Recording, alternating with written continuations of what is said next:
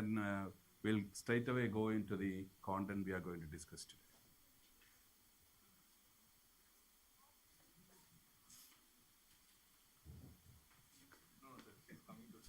Oh, I see. Whatever you have learned, please inform me. And sir, he is fond of Yeah. that. Oh, yes. Great.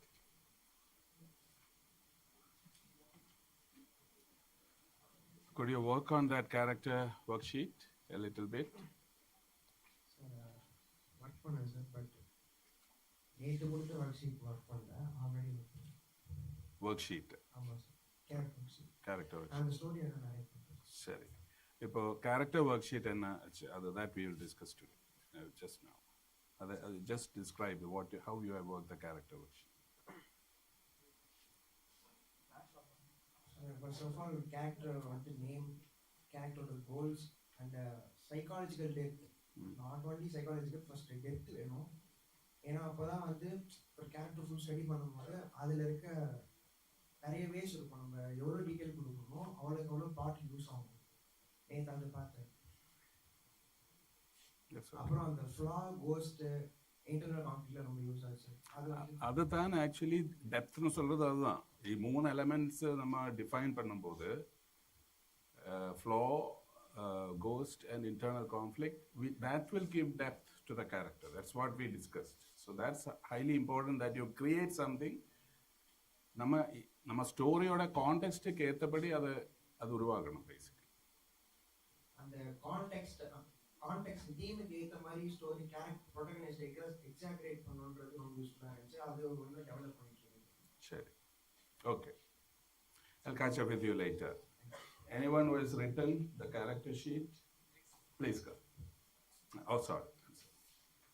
Fast. Can you just read it? Great.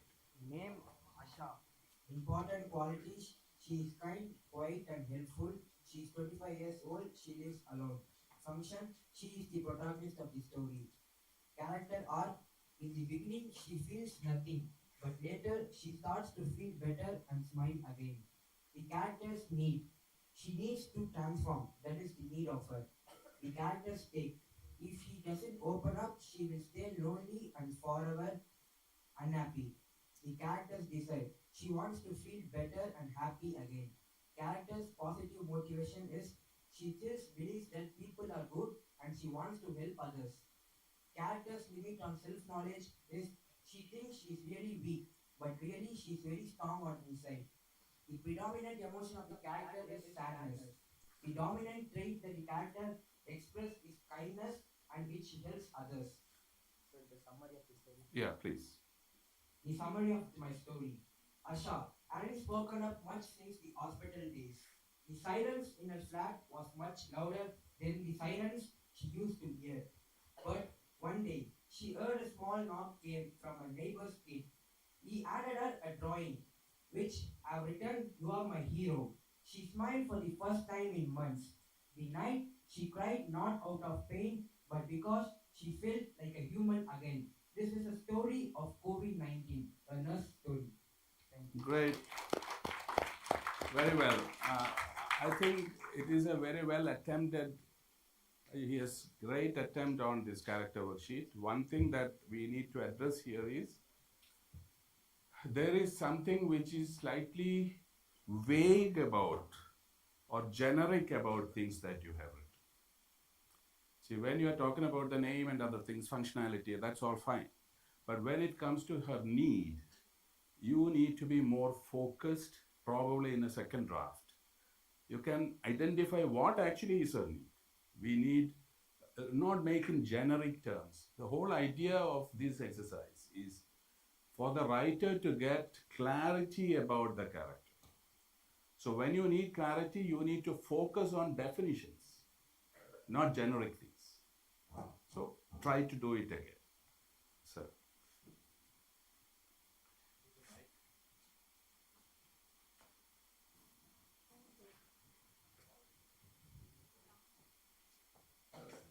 So it's a story about two dads. So Shall I take it for you? You can keep that. I'll keep it. not sir. The character name is Arjun, one character. The character need is he wants a huge success with humbleness. Character goal, become an entrepreneur and give jobs in his village, or people. His positive motivation, learning in all arts to success. Internal conflicts, his father was a slavery in his village. The external conflicts, caste and greed. All right. Dominant trait, he is a hard worker. Dominant emotion, love, and also hard work, like that. His history, character's history, he lives in a village which slowly changes from rural to urbanization in a day-to-day life, and he's having some baggages. That means supporting with his neighbors like that, and stray dogs and all he's taking to improve. His arc is becoming rich from the poor state, from shy to a strong person. So two type of mentalities. From appearance, is a well built with a little humbleness and shy person. This is the character. Great, great. It is a great effort. Thank you very much. See, here again, I think, Doctor, I just wanted to share one thing here. When you go writing this, you naturally get more details about the character. Or rather, we are getting, this is the first time you are going into a character, and probably you start figuring him out or her out. And you can keep on adding things. This is not a first time entry that should work. It should take time to define your character. It is like life itself. When you see a person, the first time you get an impression about that person, and the more you come to know about it, the more you like him or detest him or her, whatever it is. So this is the kind of process that you need to go through this. Probably you can also connect this character with somebody who you know, somebody you could have seen while you traveled and missed altogether, that memories could be there. All these are possibilities. But this is a great attempt. Thank you very much. So I think I'm not going into the more details of everyone here, but at the same time, we'll go to this, and if time permits, we'll come back to this later. Now, we are today the fourth day that we have so far had a recap of 3 days. In day one, we learned about what are stories. In day two, we learned more about characters and their functionalities and their details, and how you could figure out characters. And in day three, we were talking about how to convert, what are the types of structure, how to tell a story well. So these are the 3 pointers that we had for the 3 days. Now, in this process, we understood one major thing, I hope so. We could define stories are nothing but conflicts or difficulties. Are you with me? Do you agree with me? There won't be a story without difficulties for a person. And through the difficulties, you evolve a theme in the end. This is how the process is. So the most responsible thing for a writer at this moment is to create difficulties. We should be masters of creating difficulties. That's the writer's quality and strength. So the power and creation of conflict is what we are going to deal with today, which is the most important thing in learning about stories, because stories are difficulties or conflicts. So how do you create, or how do you master this creation of conflicts through the story and through the characters is what we are going to learn. So for which we need to define what are conflicts, what are difficulties, how difficulties arise or emerge. This is what we are going to discuss. So one point that here, even in the caption about power and conflict, there is something connected with power to conflict. This is one thing that we need to understand. It is always something connected with power that conflict arises. So before that, there is one statement here that movie is a continuum. Continuum means what? What do you think continuum is? movie starts from one point and it goes, keep on going and growing and ends at one point. Till that, there is no break. So the moment you go to a movie house and the lights go out and you watch the screen brighten up, then you are taken to a world of story which never breaks in between. And it ends only in the end. This is what you mean by continuous. So there has to be an uninterrupted continuity to what we speak or what we say through a story. It shouldn't be broken in between. Sometimes when we see a television series, it used to be, now there are even web series are different, but television series used to break in between. There should be a break. Why that break is, it is necessary for the industry to survive and sustain. You need to put an ad in between. It is unavoidable. So it becomes more episodic at some point, and it is connected by this ad. After the ad, it becomes another episode or another story, or a continuity happens after that. So it's not a continuum. These are episodic, more or less, for the sake of that kind of a form of storytelling. And the first organizing factor in a continuum is its screenplay. That is how you organize this continuum. The way you write your screenplay has to have this continuum. Because screenplay is the design or the structure that you work to make to an audio-visual story.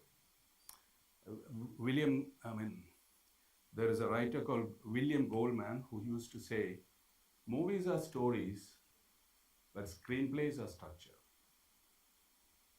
So you're writing a screenplay to make a movie story. But screenplay is not a story, it is a structure. It is a design to make this movie story. So we need to make this continuum work. We need to organize the nature, level, and orchestration of its conflicts, because conflicts are story. We have proven that. We have learned that. Without conflicts, there is no story.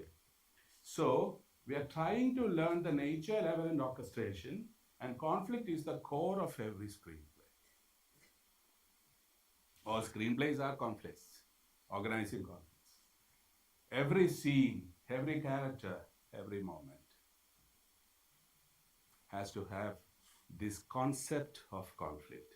You will ask me, how can every scene have a conflict? Every scene can have a conflict. That's a very important part of, you take a movie like Prema. As a wholesome film, you tell a story, there is nothing much in the story. But when you take it scene by scene, it's so engaging. And that engagement happens through the creation of conflicts there. We don't understand it. The moment you don't understand it, taken over by the scenic content, the conflict is actually playing. You don't realize it. So that's a great example. So a screenplay is the history of a conflict, is what I would generally say. So you take the protagonist having a goal, and to achieve the goal can be achieved or failed only in the end. Till then, it has to be contested by conflicts. This is what it means by the continuum. From the goal exists, from the goal to the end or its achievement or denial is one continuum. That is what you mean by screenplay. The next one. If there is no power struggle, there is no conflict. Do you agree with me?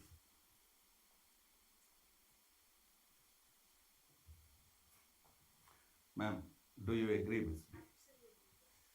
So I'll give you an example. This power struggle is everywhere through us. When I met Balaji sir, when Balaji sir met me in the morning today, he gave me a great compliment. He told me that I'm wearing a great shirt. I was so happy actually. I said, oh, thank you very much, I said. I was so very happy. I said, you also wear a great shirt. Your shirt and the texture of your shirt is unique, is what I told it. Now, this conversation, let us take this conversation. This conversation actually contains a conflict.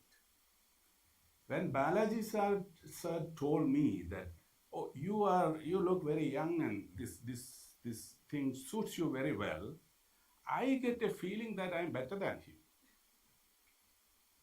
This is what we feel. A compliment actually makes you feel more powerful than a person. But I shared that feel with you. So same thing is happening with a kindergarten girl who comes to a student who comes to the classroom, and she looks at everyone, look at my dress. When she says, look at my dress, means I'm more powerful than you because I'm wearing a better dress than you. This carries on with your life everywhere. When America puts a bomb in Iran, it is a power struggle for some kind of a show that America is more powerful than Iran, and Iran wanted to show that Iran is more powerful than America. So that actually is the conflict. This happens in family. And the son says that you don't understand what I say to the father. It's a conflict telling that the son knows more than him. And he wants to be more powerful than the father. When the teacher says, will you keep silence here? And the students don't appeal to it, the students want to show that they are more powerful than the teacher. So this is everywhere.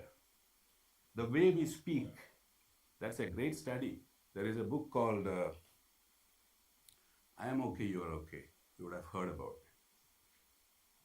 it. It's about transaction analysis. It's about how people speak. And the unit of this conversation, the psychoanalyst, Eric Berne, he used to say that it starts with a high. So the unit of conversation is high, and the other person says high. Whether that conversation will go for 2 hours or 3 hours or break in 2 seconds depends on the status quo of these two people. How they are going to deal with the conflicts between them. So I'm not going too much into it. So if there is no conflict, there is no story because everyone has what they want or is unwilling to try to get it. This has already been discussed. A power struggle can also mean aspiring to empowerment. If in human relationships, conflicts can be physical or confrontationally verbal. These are the two major conflicts that we see in screenplays. So when there is a physical struggle, see, earlier producers used to ask when we try to present them with stories, they don't want to hear the story. The moment you start telling the story, they go to sleep.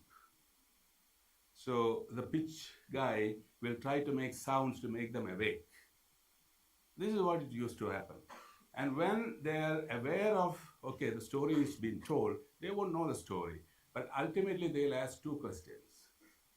How many fights do you have here? Evlo fights irukku? Evlo songs irukku? These are the two questions. I find a great wisdom in that question. When he says, okay, there are 5 fights in the film, it means there are 5 major conflicts in the film. And physical conflict is the most apparent of conflicts.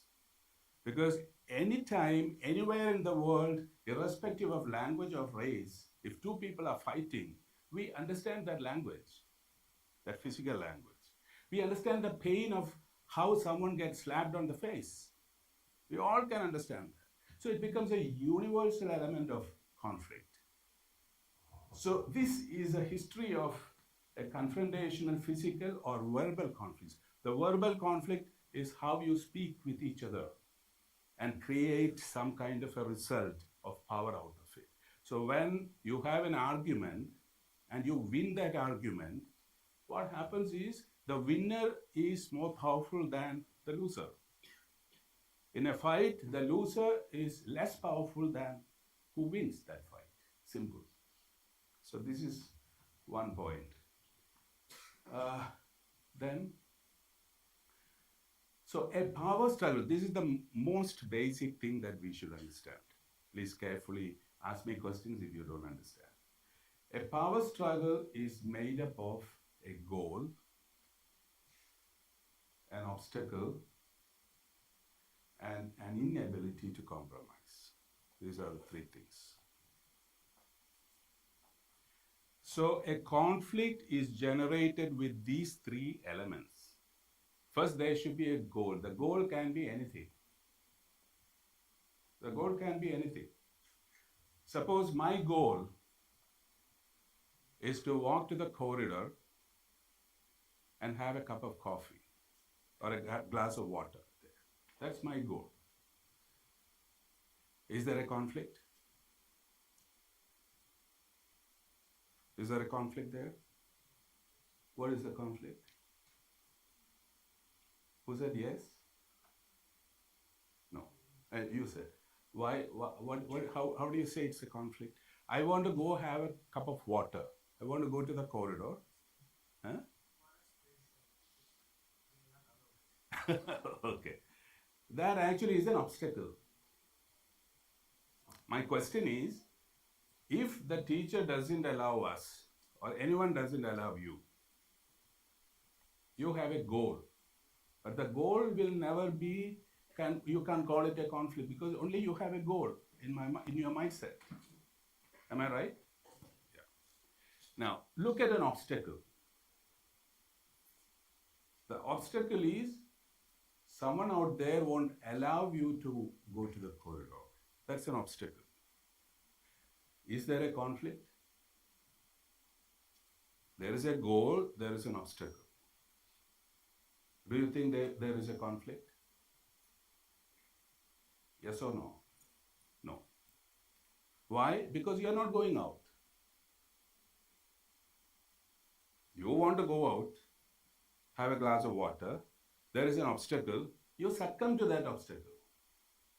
Then there is no conflict. Irrespective of that obstacle, you go to have a cup of water, then the conflict exists.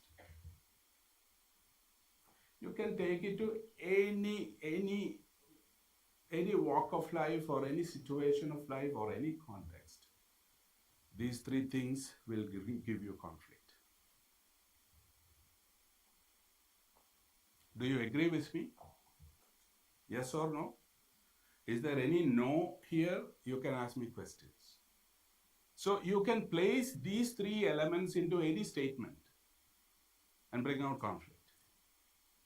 This is the general thing. So actually a desire plus an obstacle confronted by or multiplied by a lack of compromise equals conflict.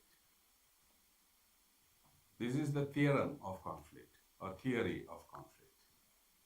The next one.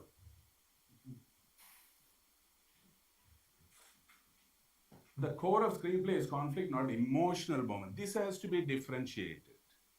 We all tend to believe that if a person cries, it is conflict. It's not conflict. If you make a person cry emotionally, you think it could be. One guy is screaming in anger. He's screaming in anger. That's an emotional outburst, but it is not conflict. An emotional outburst can be the result of a conflict. So if just making a person cry or laugh or fret in fear, that expression doesn't make conflict. It can be an outcome or a result of conflict. Then comes, both are important and needed, that the emotion and the conflict has to be blended. So the emotion should come from or cause conflict. So it can be both ways. One guy screams in anger after having seen or after having physically beaten by somebody against his goal. So he can't achieve his goal, he still pursues it and he screams as he passes, then it blends well and it's the result of conflict.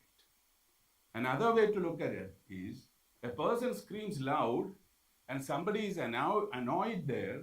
He wants to stop him, but he keeps on screaming. Then it becomes a cause for conflict. These are the two ways. But both can be blended well. Then comes, no, I think it is, yeah, the next one. Now, how do you orchestrate power and conflict? Orchestration is how you are going to make it. The screenwriter must arrange or change the conflict between protagonist and the antagonist so that it seems inevitable. So when you have a protagonist, how the antagonist becomes inevitable. Can you give an example? Who is your protagonist? In your story. Now you stand up and answer me, that's it. I'll ask questions. Who is your protagonist? A detective. His protagonist is a detective. He's actually combing for something, right? Wants to find a lead. Who is your antagonist? He himself. Very good. So the detective himself is the antagonist. How does that he himself becomes an antagonist? He has an internal conflict. So his internal conflict becomes an inevitable part as antagonist in his story because he has a great deficit. The protagonist has a great deficit. And probably the best antagonist you can create in your story is yourself. That's the most difficult thing, how we need to change. It's the most difficult thing in life. When you need to achieve certain things and you need to change, that change becomes absolutely inevitable for you and difficult for you. So the conflict becomes really strong. Thank you very much. So that's something that we were trying to say. And for this story, this must seem like not just the only opponents, but not just the opponents, but the only opponents. So that's an error in there. So these opponents of protagonist and antagonist these two people can exist in this contest. No other people can be existing between them as antagonists. So that you get the kind of direction to achieve your results. So in his story, it's very clear. I have an internal conflict. I have to come out of it, but I don't either propose to come out of it or cannot come out of it. Then it becomes an inevitable, the only opponents is available. So this is the focus that we need. Then arrange the types of conflict into a progressively rising and compounding series of power struggles as the scene and sequences develop.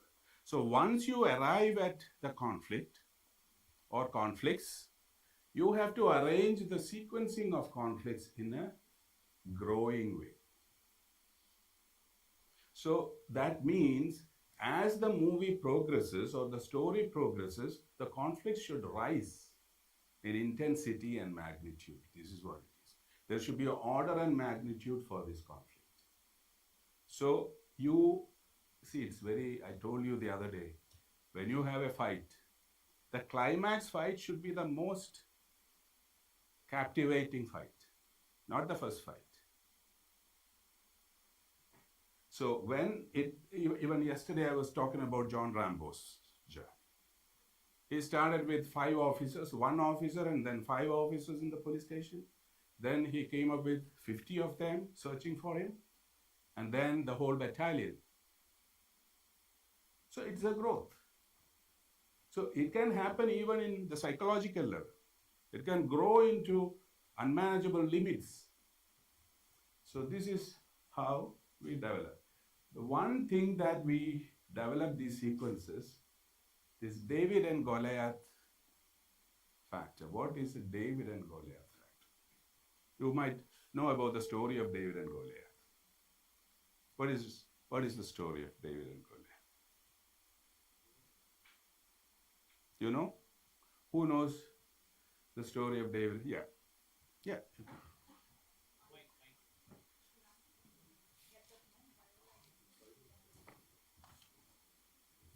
Hmm. Goliath is a big, tall Giant. giant, Yeah. and David is a very small boy. Nobody can defeat Goliath, but David gets guidance from God as his mentor, and he takes a stone and throws it at Swings. swings and throws it at Goliath and defeats him in one blow. This is a simple story. Leave alone the God factor, I'll tell you. David is a small boy in a village, and Goliath used to rob this village every time.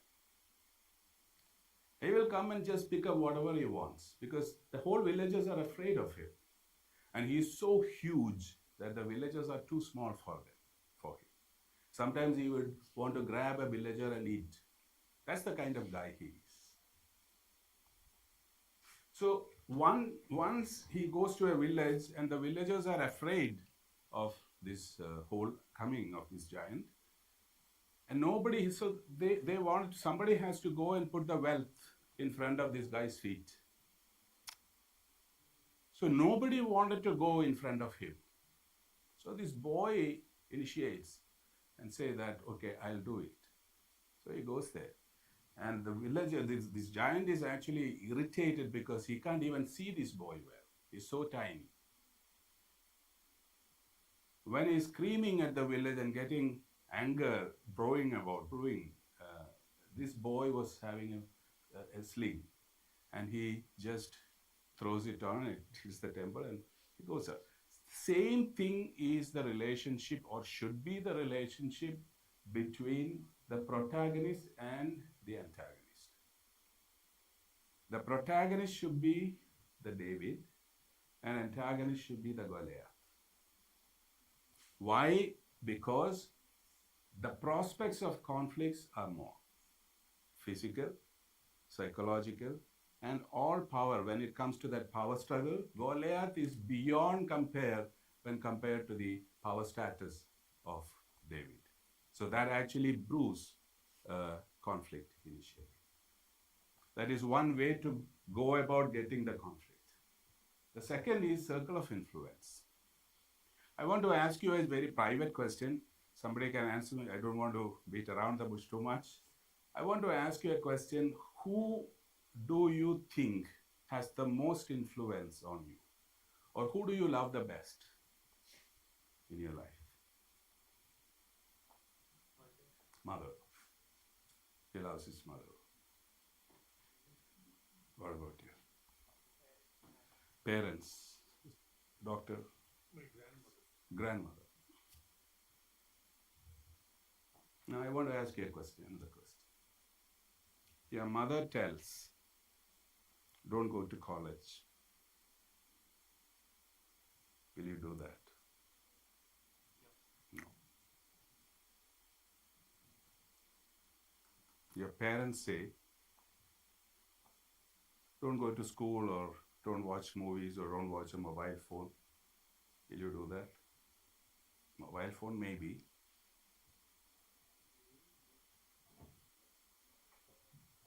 You won't do it. Same is the case with your grandma. So these are people we love and think they have an influence on you, but you are yourself your best influence. It's a tiny dot.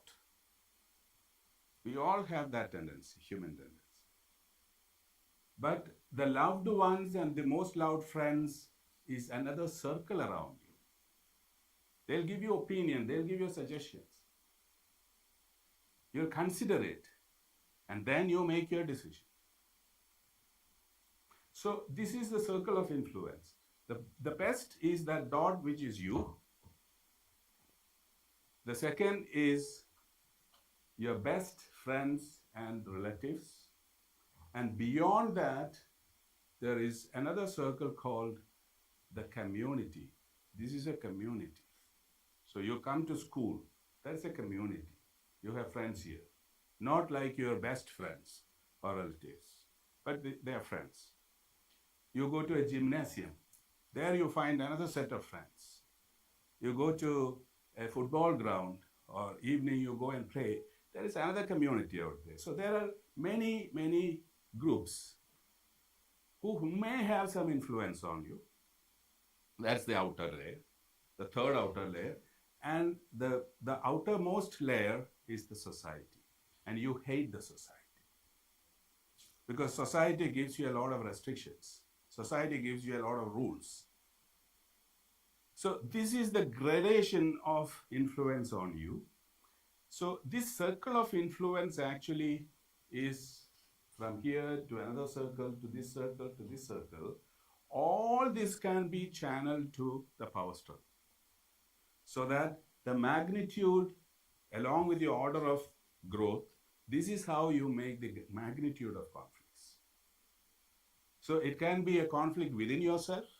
It can be a conflict with your best family and friends. It can be a conflict between your community, and it can even be a conflict with some societal elements, like a policeman, legal cases, or the government imposes something on you. These are all possibilities. So this is how you develop the conflict. And the third is called the intimate enemy. Intimate enemy is a conflict possibility where two similar people may want the same thing. Two people with the same qualities and power would want one thing, one same thing. That's called intimate enemy. So the antagonist and the protagonist having the same qualities, same kind of power systems, and they want the same thing. This is mostly found in triangular love. Two people loving one person, or one person loving two people. These are all possibilities. So these kinds of intimate enemy also can be added into creating the rising and compounding series of power, and you can make combinations of all the three. That's the fourth one. You can make a David and Goliath factor and intimate enemy and circle of influence. Circle of influence is the best possibility you can make conflicts grow. Conflicts grow. The next one. Do you have any doubts here in what I said? Yeah.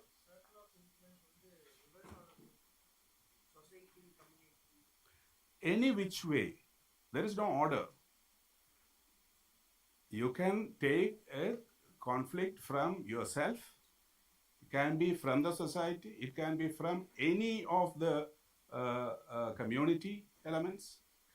The point is you need to grow, make the conflicts grow in many directions. So the magnitude will be, the order of all these will go parallelly up. So you finally have a very great situation of crisis, combined crisis at the end of the story to make a great climax. Hope you understand. There is no order. You can select from what we have discussed here. Any kind of one of these or combinations of this. Because these examples will take time to show characters and things. We'll do it later when you need to know more. Otherwise, we won't follow this up. And these are the type of story conflicts. One is character versus character. It can be between two people,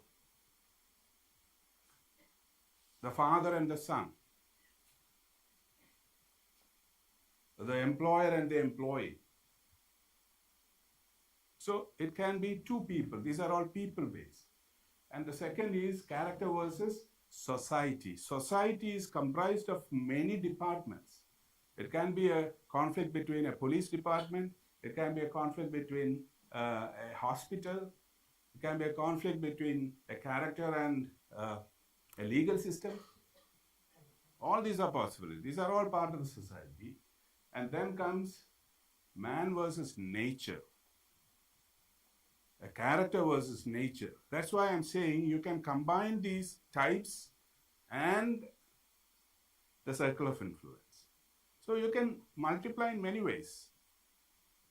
Suppose if there is a conflict which is happening between uh, the bus conductor and a traveler, for example. There is a conflict, a verbal conflict is happening. And so he is taking the bus to the police station. He says that, no, I'm going to take this bus to the, let us sort it out. So immediately this conflict is being connected to character versus society. Because when the police arrive, it is going to be another added conflict. And between characters inside the bus, they don't want to go to the police station. So between, again, character versus character conflict will arise. It is growing. And then comes, when it goes on its way to the police station, there is a huge rain that pours. The bus cannot move any further up. It is getting flooded. Now, how many conflicts you have created here? 3 or 4 or 5? That depends on you, your choice. This is how you need to combine conflicts with character, society, and nature. And there is another thing which is again a very dramatic way, character versus fate. Though we don't personify faith, we believe in faith. There is something called destiny. And we always deal with this conflict with destiny. So how do we see that it is a character versus fate? Can you give me an example? Final Destination. Can you explain it, sir? Okay. See, I'll tell you a very simple example of character versus fate is in a society, female fetuses are not entertained.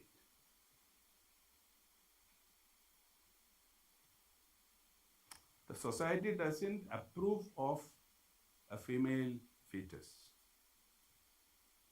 but a baby girl is born.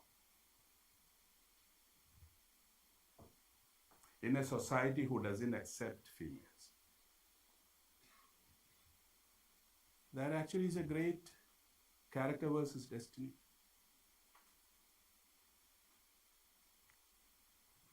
So the very birth itself is a great conflict for that character. So how does one survive? So this is what character versus fate. You can make a combo of all these to make conflicts. So these, at least, and character versus a man versus himself, as he says, character versus an internal conflict, or with himself, which is again a great potential for, it's one of the best potential for great conflicts, man versus himself, or character versus self.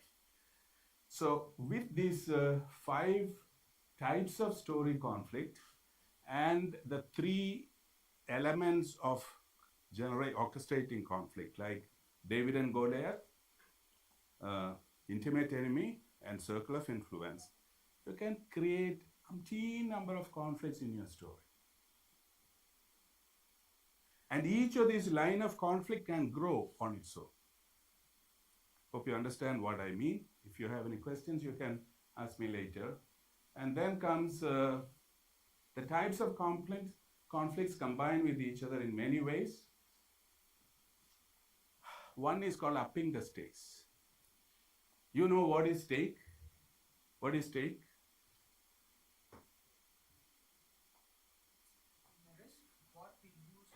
Correct. When we lose to achieve goal or fail to achieve goal, what do you lose? That is stake. Wonderful, thank you. So when you make the stakes graver, there is more conflict. I'll give you an example. There is a movie, an old movie called Witness, which was done by Harrison Ford, a as an actor. So he's a police officer. The guy is transferred to a police station, and this police officer is a very ethically committed person, morally and ethically committed person, and he realizes that majority of the police officers are criminals in that police station. They are hired murderers. They murder for money. And this guy is against them. He wants to prove these guys are murderers. And he was actually trailing them. And he almost finds them to a murder context, and it is in a railway station. And the moment he reaches the railway station lavatory, the police, these two guys have evaded, has just escaped, and all he could find was a dead body. So he couldn't find any material proof. He cannot be a witness to what they did. And he was a little disheartened about it. He found that the person they attacked is dead, and he is lying dead in that lavatory. Then he was about to go, then he realized in one of those toilets, there is a little boy. And he would have witnessed this. But the boy is in a shock. He doesn't speak anything because he has witnessed this murder. And he is about 8 or 9 years old. So he tries to bring the boy to his mother, and it's a single mother. And this mother is part of a cult called Amish. Amish is a very non-violent community in the United States. They don't deal with any kind of weapons, or they live their own kind of life, agrarian life. But the boy is not, he doesn't speak anything. So he takes him to a doctor, but the boy is in this shock. So the police officer wants to protect this boy. Now look at the stakes. What was the police officer's earlier stake? The police officer wanted to find the murderous colleagues in the police station. That was what he wanted. That was his goal. And he wanted to catch them red-handed, put them to justice. Now he almost did it, but he lost the goal. He couldn't achieve the goal. What is his stake? What can be his potential stake?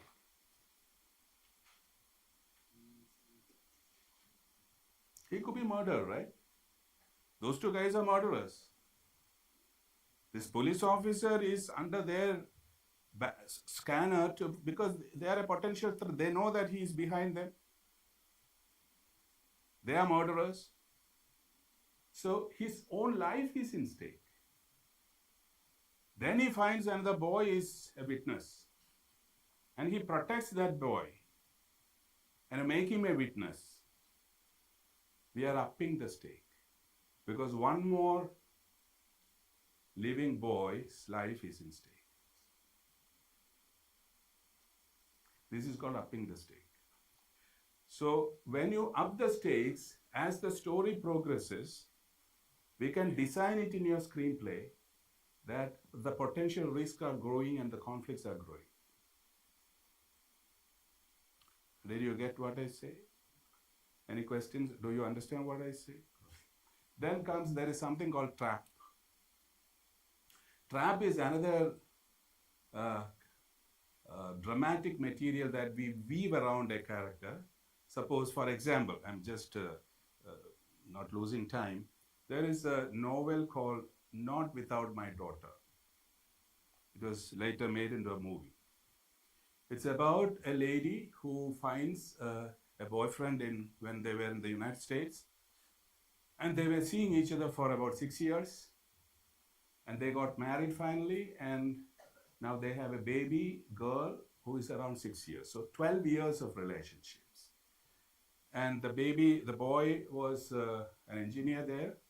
And after their daughter was 6 years, he suggested that he would bring his family to Iran.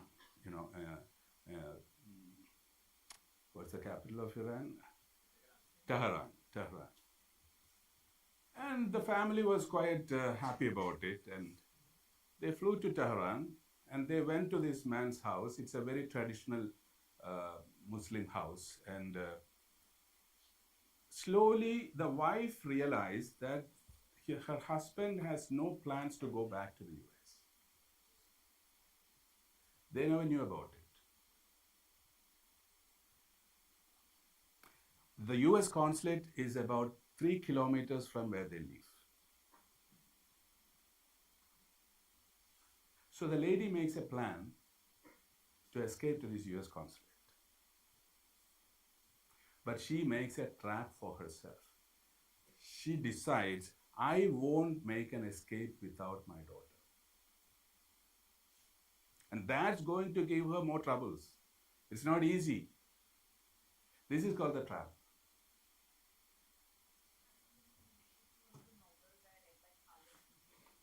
No, this is a novel. First, it's a novel. It was made into a movie. Sally Fields is the actor. No, it's a Hollywood film. It's a great film. It was well accepted. Yeah, they went to Tehran and at that time it was all possible. It was not the kind of volatile condition. So this is one thing. And if you remember this movie called Jurassic Park, Richard Attenborough, not Richard Attenborough, that director Attenborough, what is the first name? I forget. David Attenborough. He was the actor there, right? The scientist who makes this park. He has a physical trap. The physical trap is he has a limp. So at some point of time when he needs to escape, he cannot run faster because he has a limp. And the Tyrannosaurus Rex is after him. And he is finally demolished. So these kind of traps are possibilities for us to make conflicts grow. So this is one. Then basically what I would suggest to you guys is every scene should carry the conflict. In every scene there is this goal, obstacle, and lack of compromise can be brought in. And then the scene works better for you to a tool, great tool of conducting this conflict and growing it up, making it grow. So how do you make scene conflicts? We'll learn later. Yeah, what's your question?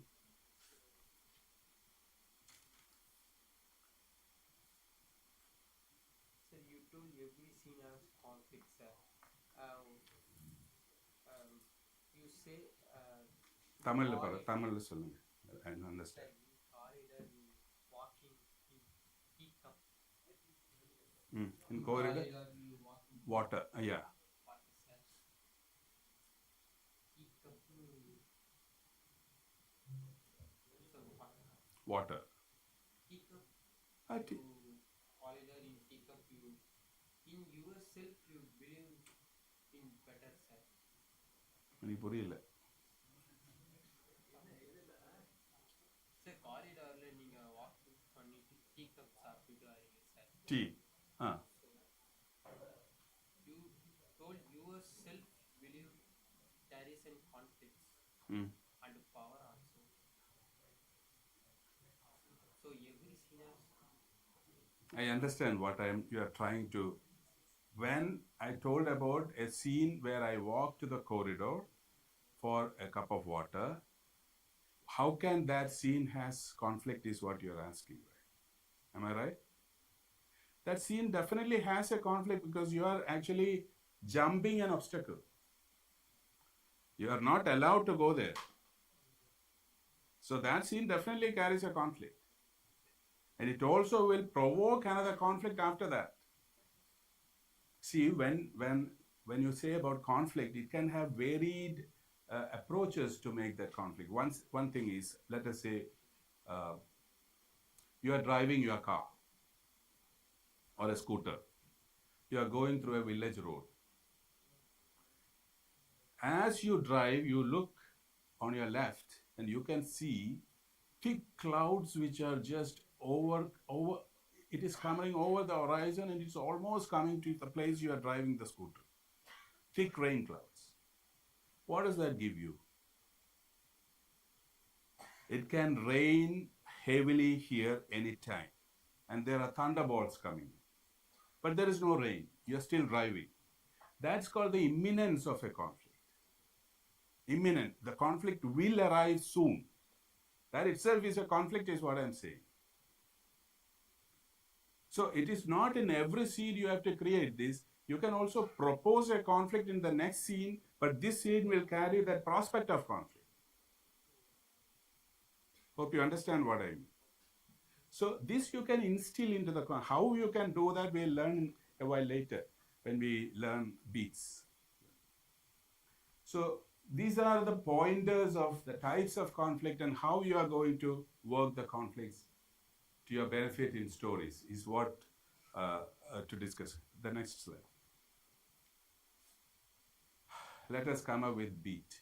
Now this is, yesterday somebody was asking me about what is that, you were asking me, what is that unit of screenplay?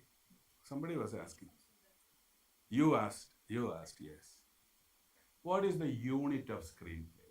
So everything have, every probably material thing has units. Screenplay also has a unit. That's nothing but the beat. That's where it all starts. So the unit of screenplay or structure is called, yeah? A beat is a single unit of thought or action. A single unit of thought or action. I was telling yesterday about what is the unit of conversation, like hi, or shake hands, or smile at each other. These are all unit of action and conversation. Similarly, a beat is nothing but a single unit of thought, some kind of an idea or a thought or action. And the next is,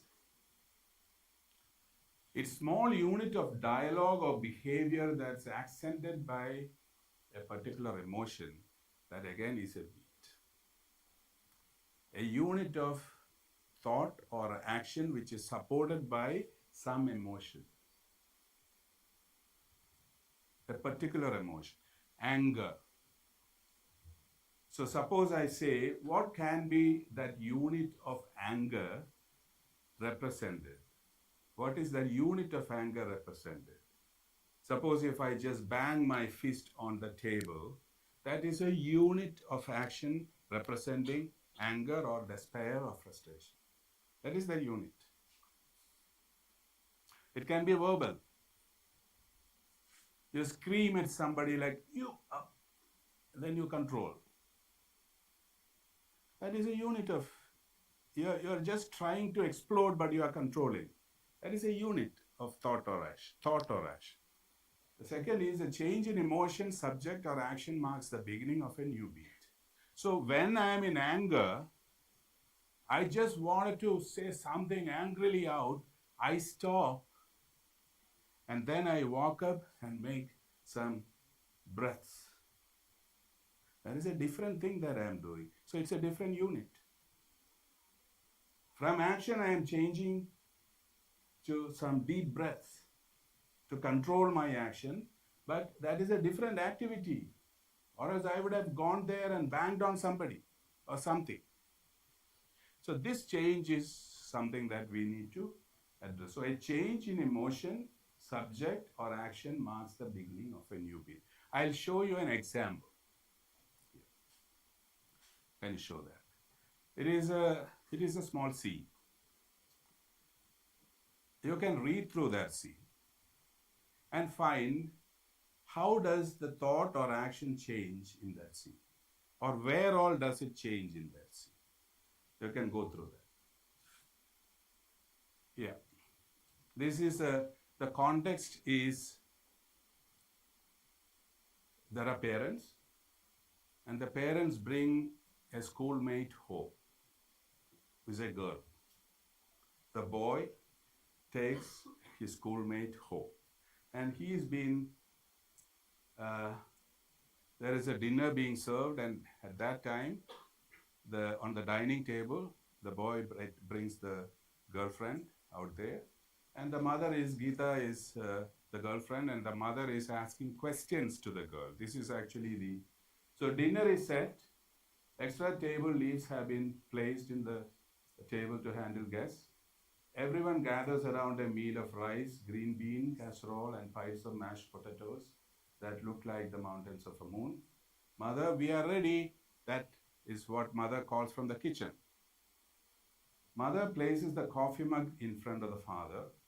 Mother, Gomadi, why don't you tell us a little about yourself? The mother tells the girl. And the girl replies, first, my name is Geeta and not Gomadi. And I have got a TVS scooty and I am a member of the college cricket team. And there is an ellipsis. Oh, you play against other teams like the Indian team? The mother comments. Geeta says, sure do. We call our team the Junior Indians. And the mother says, you are such a busy child with your scooty and cricket team. And Geeta says, I'm also a junior member of the NCC. Mother, oh Mahesh, she even has time to guard the LOC in Kashmir. The mother comments. And the mother continued, says, this is just a special occasion. Why don't we make it even more special? Mahesh, say the toast. Mahesh takes the fork out of his mouth. What? Mother, you heard me, say the prayer. Mahesh is a little troubled and say that, but should I don't know, he says. And mother shoots the son the evil eye and then smiles desperately at Geeta. We are waiting. The father grunts and begins to eat. Father says, well, I am not going to wait. Pass the salt. Humiliated, Mahesh begins to cry. He avoids his girlfriend's eyes as he chokes out the words, Astoma Sadgame Atamsoma Jyotirgame. This is the scene.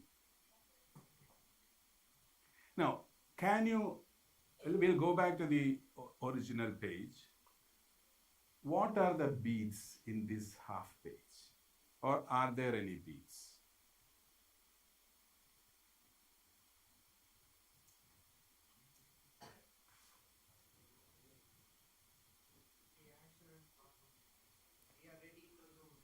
We are ready in the because this is a different action altogether. It can even be a different place. In the kitchen, he's coming out of the kitchen. We are ready and making the table. Mother places the coffee mug in front of the father. Father is already there. So it's a different kind of a thought and action. So this can be a beat. Then comes, there are people by the table. That is a long beat.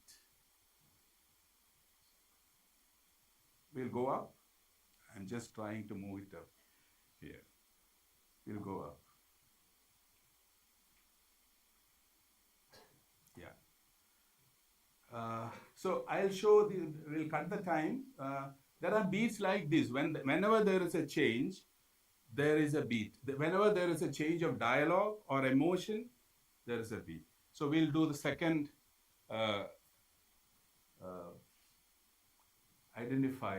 beats identified. See, this is beat 1. You said it right. The beat 2 goes down with mother and Geeta has a conversation, taunting each other or challenging each other. That happens. And then the beat 3 is Mahesh takes the fork out, because why don't we make it even more special? Mahesh, say the toast. It is a change of direction of the whole thing, because the contest between the mother and Geeta is stopped. Then the third thing happens where Mahesh takes the fork out and the conversation with mother and Mahesh stays with the prayer. And then comes, we are waiting, till waiting, the mother says. And then comes, Humiliated Mahesh begins to, father grunts and begins to eat. So it is a different tone altogether. He is hungry. He doesn't want to get into this conversation at all. He says that pass me the salt, I want to eat, and he starts eating. So that's another beat altogether.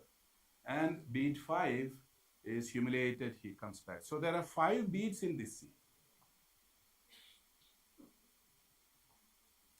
Now, what I want to ask you is, one good thing about knowing about, see, please don't look at the beats and write the scene. You write the scene.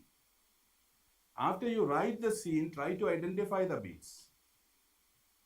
Sometimes you would have written an unwanted beat here. Now, I'll tell you a sample. Suppose if I take this beat out, the 4th beat out, it is not going to affect much to this scene. The father is eating, you can take this beat out. So when you take certain beats out, you can divert the scene to some other direction if you want to. So there is a beginning, middle, and end to this scene altogether. And you can extend certain beats and chop certain beats. This happens after you write the scene. Yeah. It won't work for the scenes because I'll come back to it, so then you will get some clarity. Your question will be answered at some point. So this is how beats are being, we find beats in a scene. Okay, we'll go to the next document. So when you have certain beats which are not required or install a new beat into the scene can have a better direction if you want. Do you get what I mean? What did you get? Change in emotion or action. That's what beats. Yes. So when you want to revise a scene or make a scene better, you can make use of beats and install a new beat into that and make it grow into another direction or a better direction. That depends on your scene. Am I right? All right. Now, I just want, this is the treatment. This is again something that you write as a story. Now, I have described it yesterday that in a treatment, it is in paragraphs which are not numbered, and everything is written in a simple present tense. Fox always, this treatment is not right in a way, always had an edge for his work. These are all statements. Washington, D.C. seems a lot refreshing, perhaps an air of freedom from others. And George, a man of jovial ease, welcomes Fox. These 2 paragraphs are back of the story. So it is going into a past tense which is written. But these kind of, Fox finds another happy-go-lucky, quick, to be friendly, party-free. This is how you write the treatment. And it will go and finally it will go up with all these paragraphs. And whatever statements, I'll tell you, Sonia and Fox meet up. La Jola, as planned earlier, and Sonia reveals more about her family. See, look at this statement. Sonia reveals more about her family is just a statement. You don't know what she is speaking about her family. And more about the family is a statement. This is how you compress the paragraph. So you know your story, the entire story will be, how many pages are there? 3 pages or 4 pages? 3 pages. 3 pages is your entire story. So when you read the 3 pages, you get a complete picture of your story. This is, you are trying to work it out into a screenplay or a structure. So how do you change from a treatment that you have written like this, these 3 pages of story, how do you turn into a structure format is what matters. This is how you need to work. So basically the process is, When you try to work from the characters and from writing from the heart, you try to revise all that, and then you find conflicts, then you write it up and make it into a story. Make it into a story. You write these 3 or 4 pages. And it should be confined to 3 or 4 pages. Don't write a long story where you won't have any focus. Usual suspects கடைசியாக சொல்லிட்டு ஒரு last statement மாதிரி ரொம்ப பெருசாக இருக்காது, short ஃபார்மில் இருக்கும். அந்த கேரக்டர் அந்த ப்ராசஸும் இந்த மாதிரி தான் இருக்கும். Everything would be written. Everything would be written. That's what I'm saying. When you write a treatment, it has to start from the need to motivation to goal. It has to start from there. So everything will be there in a linear form. Everything will be there in a. That's why you will have a complete grip of the story. Without knowing the entire story, how can you tell a story? So you need to write everything. Then you revise it. That's a different thing. The first draft, you write the story as it is from the need to the motivation to the goal and the conflicts, and then finally the catharsis. This is what the entire story should be. That's what you mean by this treatment. So once you do this treatment, let us go to the first paragraph, first couple of paragraphs. Let us say Washington DC seems a lot refreshing for folks. This is the backstory or the need or motivation. He comes to Washington DC and perhaps an air of freedom from home with the ever concerned parents.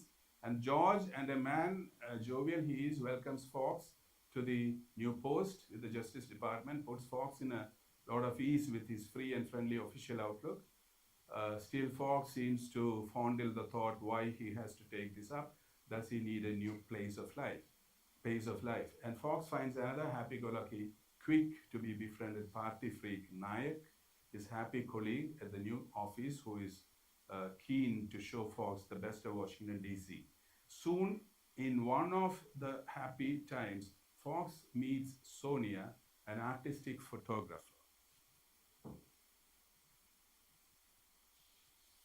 These are the first 4 paragraphs. The other story moves. It is irrelevant. I'm just trying to come up with. Now, considering these statements, Fox finds another happy-go-lucky cook to be befriended. Washington, D.C. seems a lot refreshing to as an artistic photo. Let us take these 2 paragraphs. These are written in prose form, in simple present tense. Now let us look at how this can be converted to action and dialogue. A document purely on action and dialogue, which you call it the step outline, SOL, which is one of the most important document for a screenwriter. We'll show an example of that. So from these 3, we'll go to step outline. 4, yeah.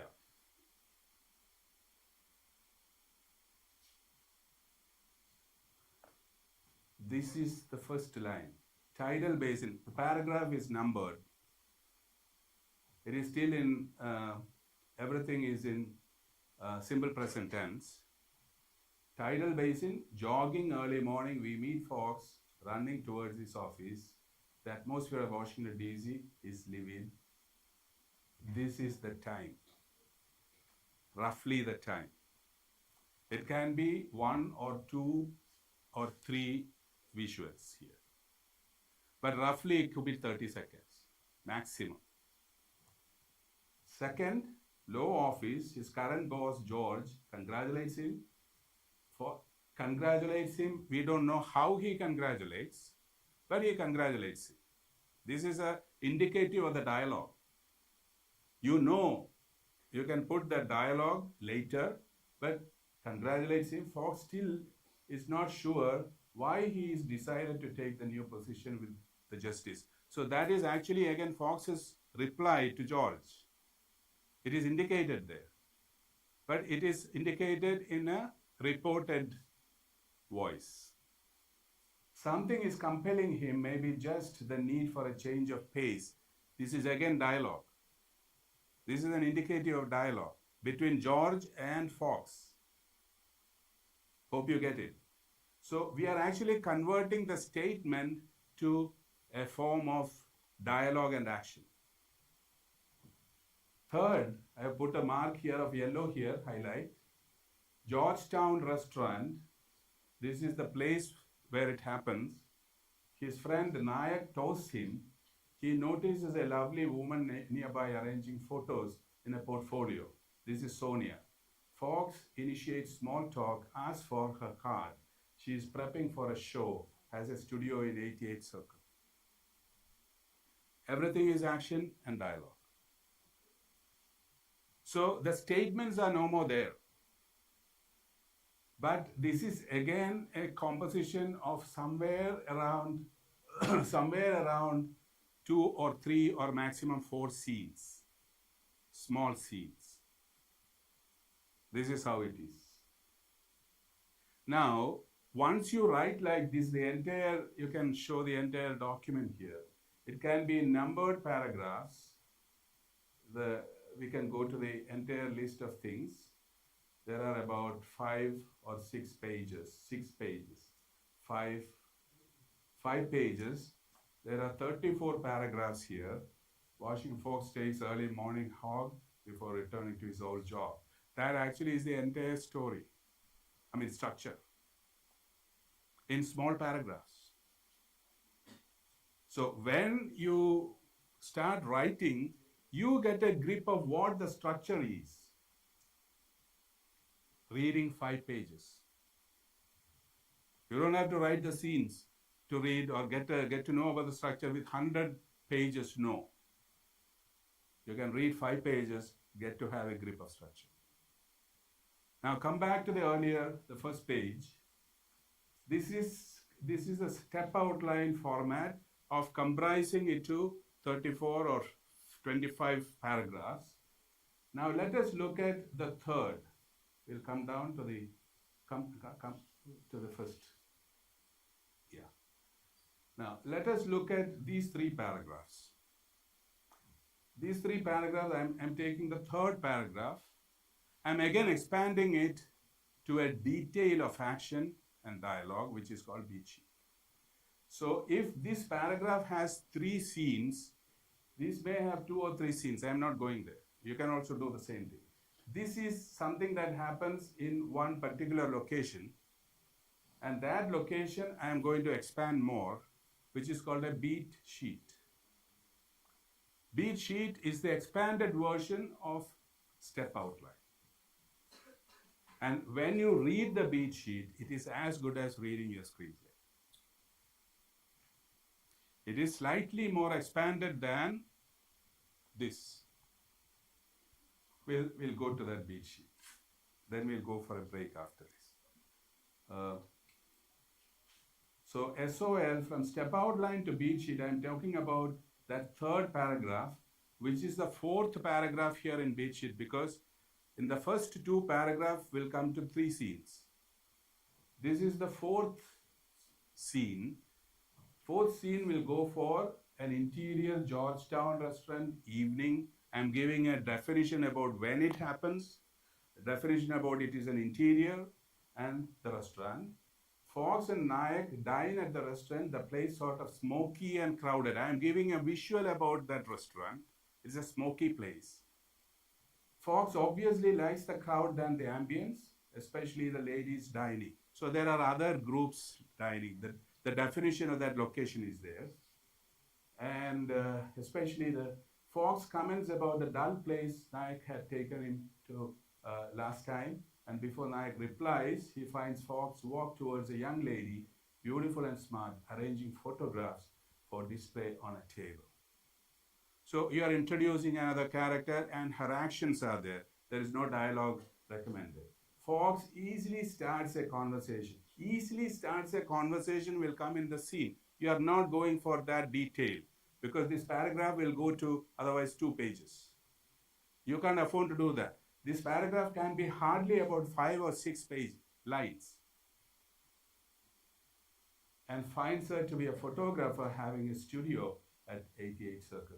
This comes to 1 minute and 30 seconds. And the cumulative time with the other two paragraphs, 1, 2, and 3, are 3 minutes. This will keep on accumulating till you finish. So once you read this, beat sheet will be somewhere around 25 pages maximum for a feature length film. So when you read the 25 pages, you will have an exact conditioning of each scene. You don't have to write the screenplay first. And then comes other scene on the next. I'll just finish with this. And once you have the beat sheet, you expand the beat sheet to the scene.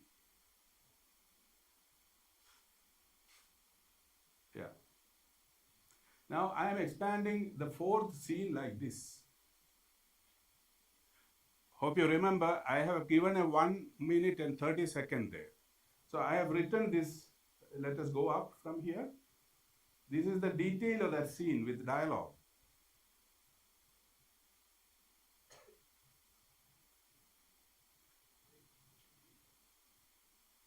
Go up. It's about 2 pages. So I have given, the beat sheet was supposed to be 1 minute and 30 seconds. Now it has, when you write it, it may come to 2 pages, close to 2 minutes. You can even drive it down, find the beats here, and take it out. It can even be 1 hour and 30, 1 minute and 30. That's your choice. But don't restrict yourself. Oh, where is the beat? Where is this? Don't restrict yourself. You write. Then come back with the concept of beats and try to prune it or extend it. This actually is the process. Thank you very much for your